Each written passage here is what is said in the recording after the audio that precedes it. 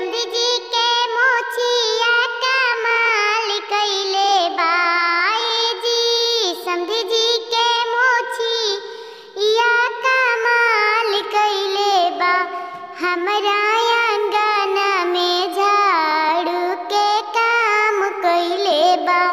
हमरा आंगन में झाड़ू के काम कइले बा। ए जी दुल्हा के गोलिया कमाल कइले बा।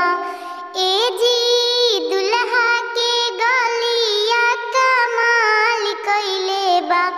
हमरा अंगना में टमाटर के काम कइले बा।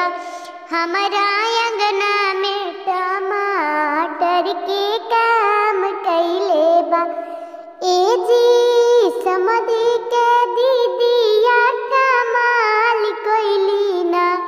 हमरा महफिल में डांसर के